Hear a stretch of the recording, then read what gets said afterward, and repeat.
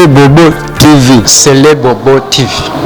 Umusaraba ni mube maso Yesari hafi arabaje guhaburiwe sibikwira n'imirimo yose yakoze bene data nshuti z'umusaraba ni mube maso Yesari hafi arabaje guhaburiwe sibikwira n'imirimo yose yakoze araje kukubaza ibyo yaguhaye niba warabikoresheje uko bikwiye arahirwa arasanga yiteguye uwarahirwa rukuraranye araje kukubaza ibyo yaguhaye niba warabikoresheje uko bikwiye arahirwa arasanga yiteguye uwarahirwa rukuraranyirwa banishimwe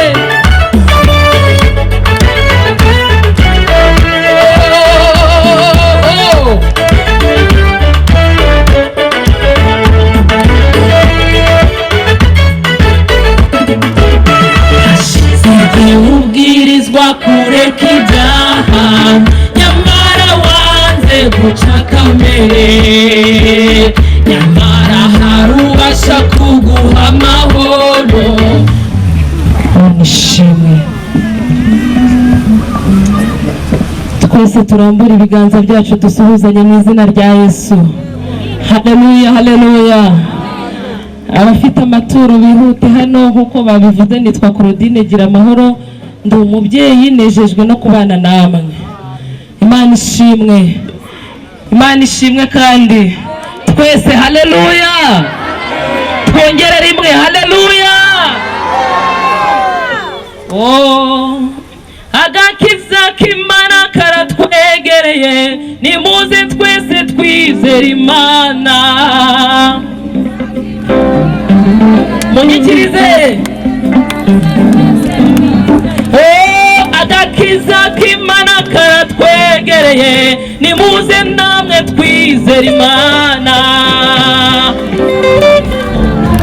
Ntabwo mbumva, nimuze twese twizere Imana.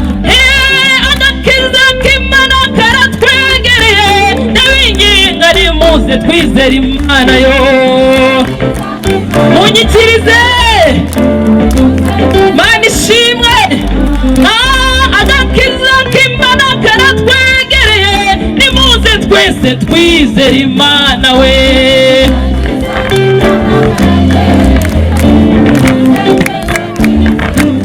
Twese gutya agakiza k'Imana karatwegereye, nimuze namwe twizere Yera.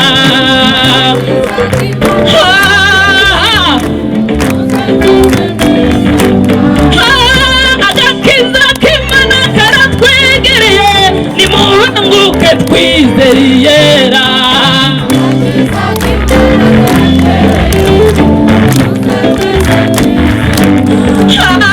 Agakiza k'Imana karatwegereye, nimuze twese twizere Yera.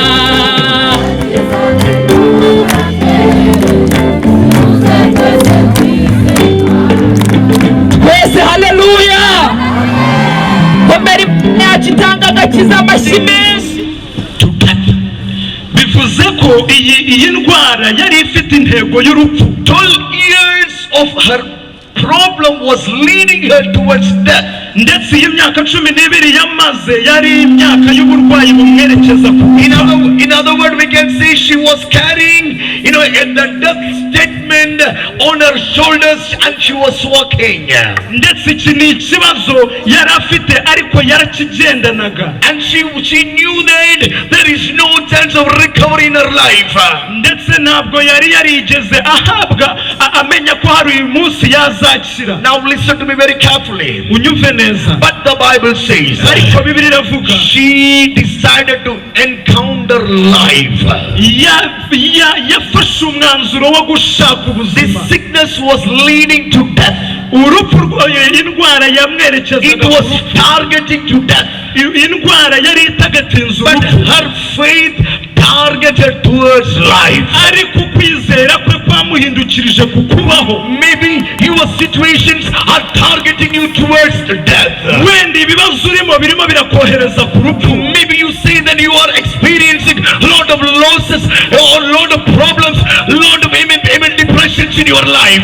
wenda uravuga ngo wahuye n'ibihombo byinshi, ibibazo byinshi mu buzima But bwawe. this evening, if you can trust Jesus, who is the lover of every soul, who is the Alpha and the Omega, who loves you with an everlasting love.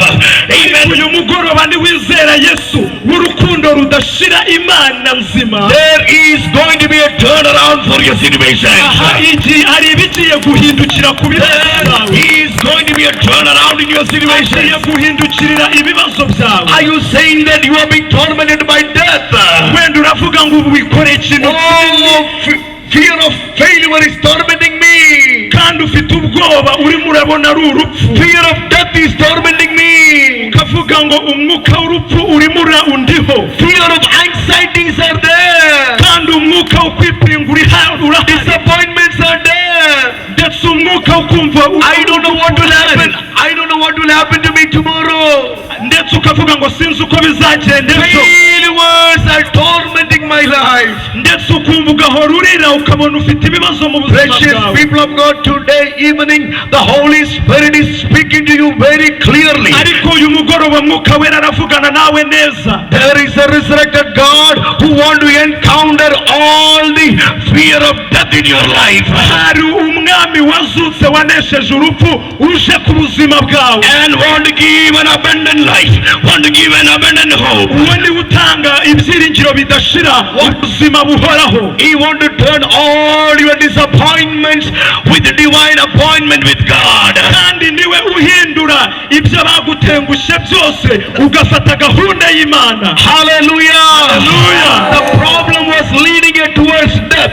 ibibazo birimo birakuyobora ku rupfu, Her faith led her towards life. ariko fata kwizera ugushyire ku kubaho. Maybe your situations are leading you towards death. This evening, the word of God want to change your life. wenda hari uburwayi bwarimo bukwerekeza ku rupfu, ariko nonaha ijambo ry'Imana ririmo rirakwerekeza ku buzima. And bring you faith, amen, faith in God, so that, amen, from the death, you will be deviated towards everlasting life. kandi zana ukwizera kwawe mu Mana, ugukure mu gupfa wizerere mu kubaho.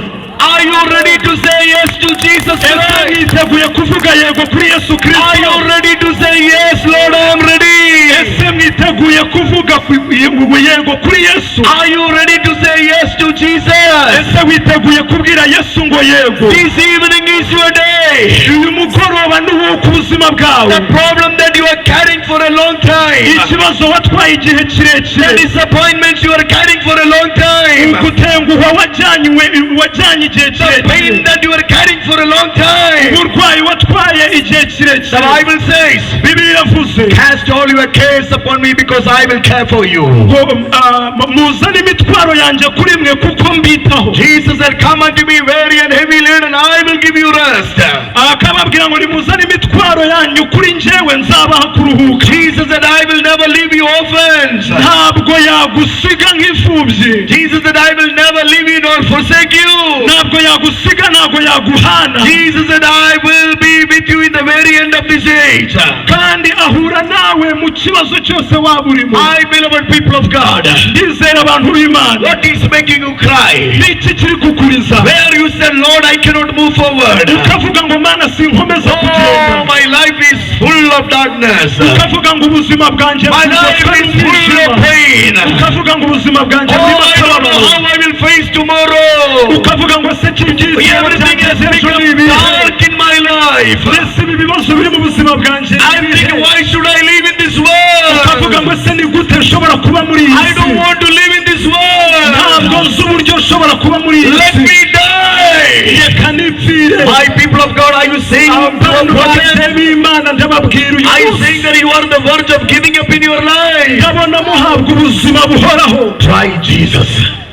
gerageza Yesu. Try Jesus. Gerageza Yesu. Try Jesus. Gerageza Yesu. Try Jesus. Gerageza Yesu. Try Jesus. Gerageza Yesu. Try Jesus. Gerageza Yesu. He will never fail you. Ntabwo azaneshwa. He will never fail you. Ntabwo azaneshwa. He said, I have loved you with an everlasting love. Kandi niwe ufite urukundo rudashira. That is what the Holy Bible says. Iki nicyo Bibiliya yerivuga. God so loved the world kuko Imana yakunze abari that He gave His only begotten Son, cyatumye itanga umwana we w'ikinege, that whomsoever believeth in Him kugira ngo umwizera wese shall not perish. atazarimbuka. Come on, say amen. Vuga ngo amen. The Bible says shall not perish. Vuga ngo ntabwo nzarimbuka. Will have eternal life. Ahubwo azabaho. Will have eternal life. Ahubwo azabaho. Do you know what is the criteria? Ese uzi ibisabwa? Whomsoever believeth in Him.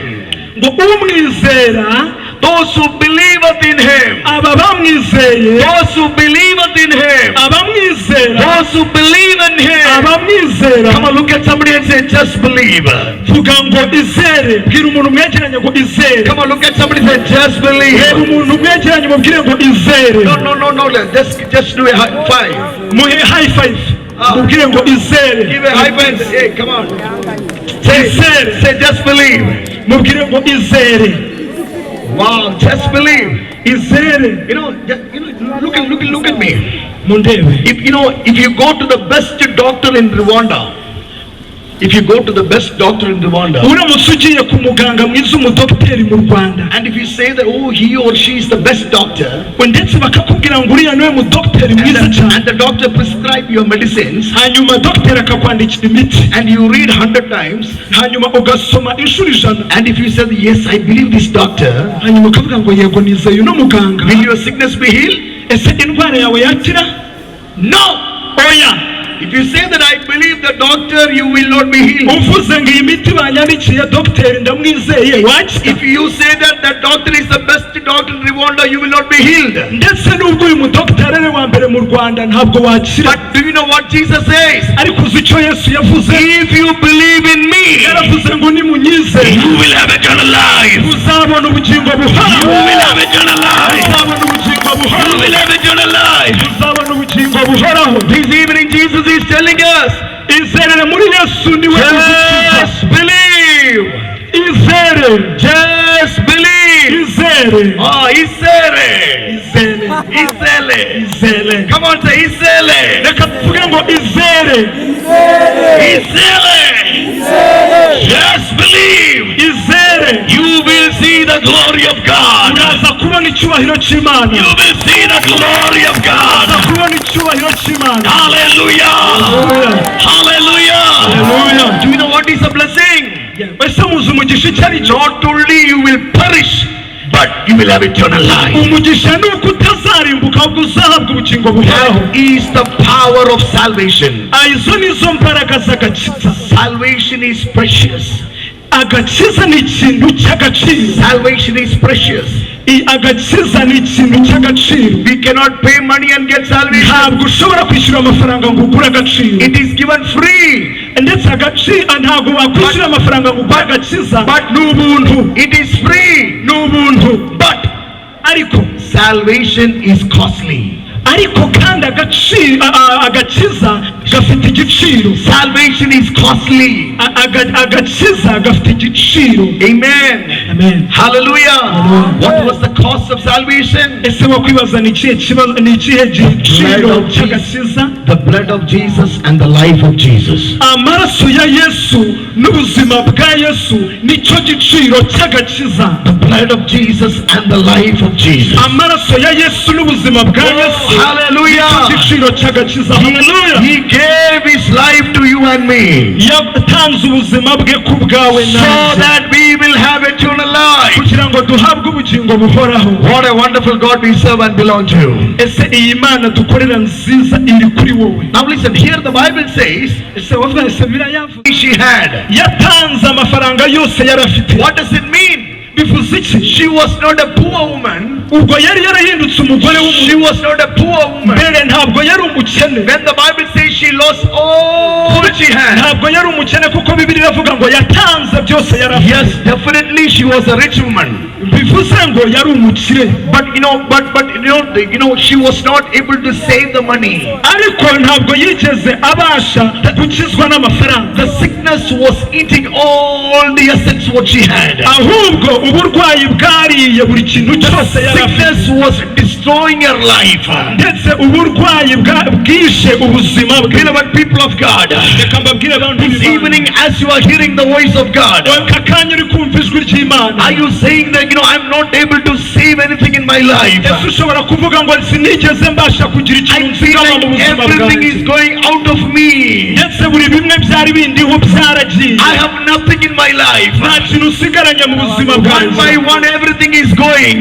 kimwe kuri kimwe buri kimwe cyaragiye. I want to tell you, ndashaka the kugushukira Holy Bible says uko Bibiliya yera in yavuze. Gospel of John chapter 10 verse 10, ugiye Yohana 10:10, thief come to steal, kill and destroy. Jesus said, I have come to give life in abundance. Bibiliya iravuga ngo umujura nta kindi kimuzana keretse kwiba no kwica no kurimbura. Thief come to take what you have. ndetse abadamujura aza kwiba icyo ufite. But Jesus says, I have come to give you what you lost in your life. ariko Yesu aravuga ngo naje kuguha icyo wabuze mu buzima Jesus said, I bwawe. have come to give you what you do not have. we yaje kuguha icyo udafite. Are you saying there is no joy in my life? ese ushobora kuvuga ngo nta Are you munezero saying mu there is buzima no bwawe? answer for my questions? ese ukavuga ngo nta bisubizo by'ibibazo I am byanjye. wandering around every day. I don't know what will happen in my life. ukavuga ngo ndatangara buri munsi ntabwo nzi ibiba mu buzima bwanjye. Come to Jesus. Ngwino kuri Yesu. Come to Jesus. Ngwino kuri Yesu. Come to Jesus. Ngwino kuri Yesu. Come to Jesus. Ngwino kuri Yesu. Don't talk about the problems. wivuga ibibazo. Just believe. izere. When you believe, izere. you can come to Him. waza kuri Yesu. The Bible says Bibiliya ivuga 12 years of problem. bwira Yesu ibibazo byawe. 12 years of problem. imyaka 12 ari mu All the kibazo. money she lost. amafaranga yose yari yatakaje. It was a bleeding problem yari afite ikibazo cyo kuva. that was leading towards death. ndetse byari birimo bimuyobora ku She lost rupfu. all the things she had. kandi yatakaje buri kimwe yari afite. But the Bible says ariko Bibiliya ivuga she decided. yafashe umwanzuro. She decided. yafashe umwanzuro. She decided. yafashe umwanzuro. What she decided? n'iki yafatiye umwanzuro? To touch Jesus. gukora kuri Yesu. Touch Jesus. gukora kuri Yesu. Maybe you have lot of negative things to say in your life. wenda hari byinshi bishobora kugutuma uvuga ngo Maybe you have the story of lot of disappointments in your life. wenda ufite inkuru nyinshi mu buzima bwawe But z'abagutengushye. this evening, are you ready to touch Jesus? uyu mugoroba witeguye gukora kuri Yesu? Are you ready to say, yes, I am ready to press on to Jesus?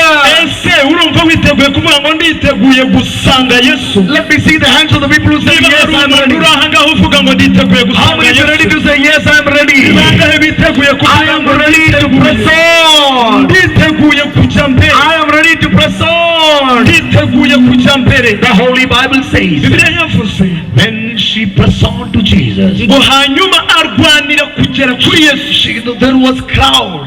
kandi ngo hari abantu benshi. She was not worried about the crowd. ariko ntiyigeze yita ku ngwano y'aba bantu. Behind, the crowd, she went and she touched the hem of ahubwo inyuma y'aba bantu yaracengeye azakora ku mwenda wa Yesu. the very moment. ako kanya The very moment ako kanya she had an encounter with Jesus. arakira akizwa na Yesu. Oh, she was carrying the pain in her life. kandi igihe cyose yamaze atwaye ububabare She mu was buzima carrying bwe. disappointments in her life. yari atwaye ugutenguha At mu the very buzima bwe. moment she encountered Jesus, ariko igihe yakoraga kuri Yesu, the power of Jesus went into her body. imbaraga za Yesu zinjiye mu mubiri we. Oh, the life of Jesus entered in her body. hanyuma ubuzima bwa Yesu bwinjira mu mubiri we. This evening the same power is available for you. ndavuze ngo uyu mugoroba izo mbaraga nizibe ku buzima I don't know bwawe. what is making you cry. ntabwo nzi n'iki kiri kukuriza. I don't know what is the pain that you are carrying in your life. ntabwo nzi umubabaro utwaye mu buzima But are you bwawe. ready to touch Jesus? ahubwo se wowe witeguye Are you gukora ready kuri to Yesu? say, I am ready to press ese on? urahari urumva ushaka I kuvuga ngo don't niteguye worry kujya who mbere? is standing.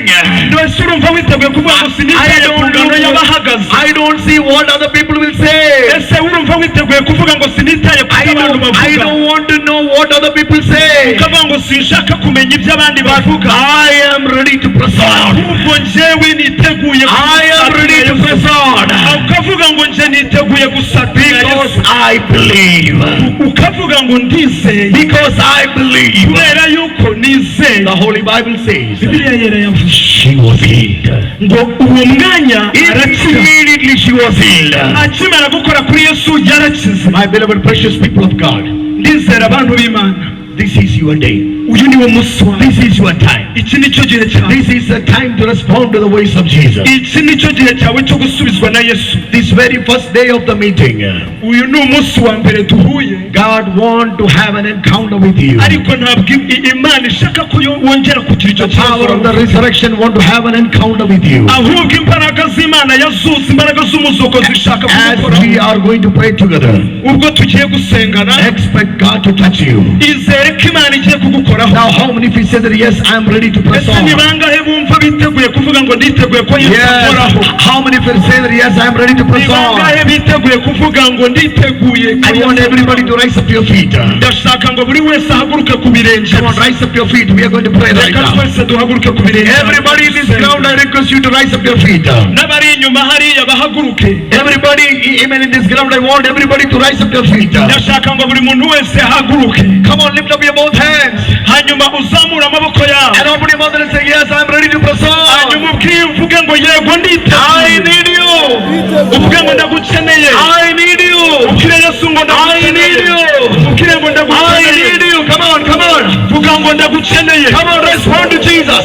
subiza Yesu. This evening, the power of the Holy Spirit is coming upon your life. aka kanya mwuka wera aza ku buzima This bwawe. evening, the power of the Holy Spirit is coming upon your life. imbaraga z'umwuka wera ziri kuza ku All buzima your bwawe. disappointments will be gone. ndetse ugutenguha kose wagize The kuri Holy ugende. Spirit is going to descend upon your life. kuko umwuka wera aje ku buzima bwawe. Hallelujah. Hallelujah. Hallelujah. Hallelujah. I want you to keep your hands down.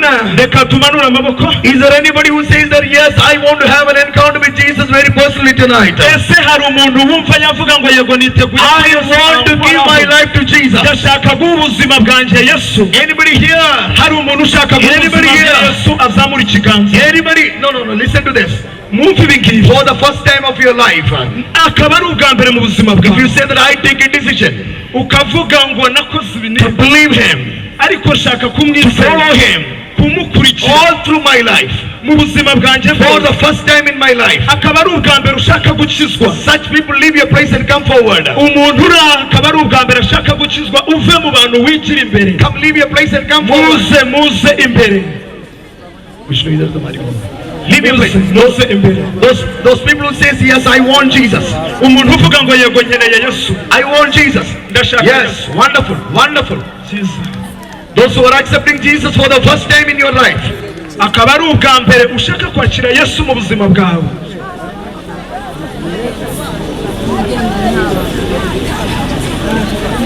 anybody else? Anybody else? ese hari undi usigaye? Keyboard. mukomeze muze. Brother in the keyboard. uwo muvandimwe uri kuri piano, uwo uri kuri sente. Somebody, are you listening to the person in the keyboard? Okay, just give me G. koraho ku manota gakeya. Anybody here?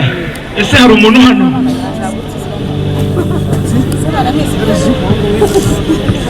Anybody else? hari undi usigaye Who says that yes, I want Jesus? akavuga ngo yego nanjye ndashaka Yesu. Jesus is calling you.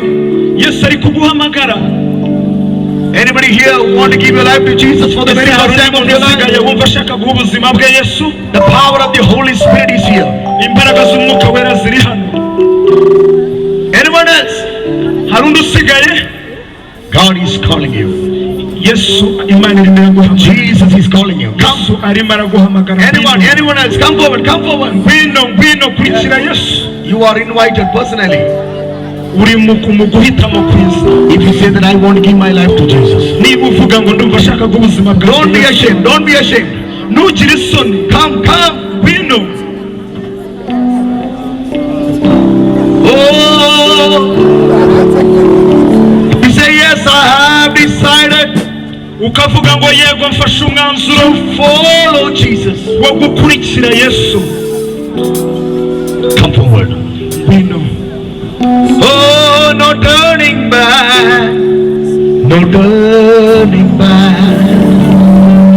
No turning back. No turning back. Jesus is calling you. Yesu ari kuguhamagara. Come. Ngwino. The cross before me, the world behind me. Yes, come. Wow. Ngwino. Jesus is calling you. Come. Yesu ari kuguhamagara. Wonderful. Jesus. This is the day of salvation. Uyu ni umunsi w'agakiza. I know a lot of people are responding to the call of Jesus. Ndizera ko hari abantu bari busubize umuhamagaro wa Yesu. Come. Ngwino itaba Yesu. Come. Ngwino. Anyone else? Anybody else? Ese hari undi usigaye? Like these precious souls who have come in the friend, giving their life to Jesus. Is there anybody else who want to respond? Come over. Nshuti nk'uko zaje gutanga ubuzima bwazo kuri Yesu. Ese hari undi usigaye? N'abatambuke. Abasore biteye.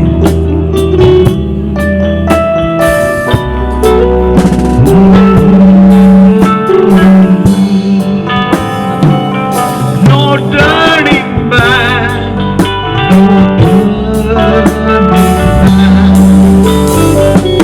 No turning back. No turning back. I have decided to follow Jesus. Anybody else?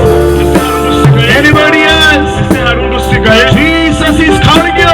Yesu araguhamagara. You are important and precious to Jesus, my brother, my Uri sister. umuntu w'agaciro ku buzima bwa Yesu. Jesus died for you on Yesu the cross. yaragupfiriye. He bore all your sins.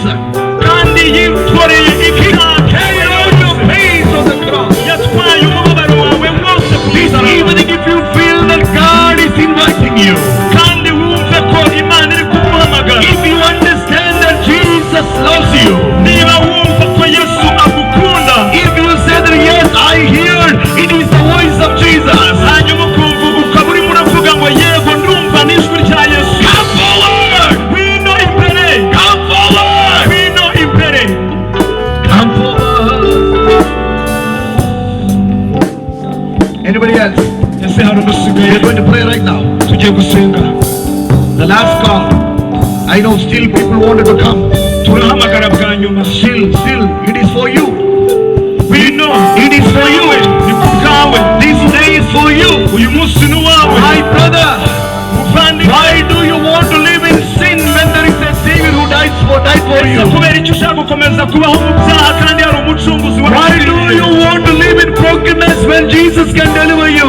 Ese kuki wumva ushaka kuguma mu bibazo kandi Why Yesu do you yiteguye want to go kukubohora? back as the way you have come in when Jesus can change your life? Ese kuki waguma mu ibyo bibazo kandi Yesu yahindura ubuzima bwawe? Ngwino. Jesus loves you. Yesu aragukunda. I request everybody to lift up your hands and praise God. Ndasaba kugira ngo abantu tuzamure ibiganza kandi dushime Imana. Wonderful sister. Wonderful. God bless you. Lift up your both hands. Lift up your both hands. Reka twese tuzamure amaboko Just worship Him. hanyuma tumuramye. Oh Lord, I love you. Lord, I love you. Lord, I love you. I love you. Oh Lord, I love you. Lord, I love you. Lord, I love you. I love you. Lord, I love you. Lord, I love you. Lord, I love you. I love you. Lord, I love. Lord, I love.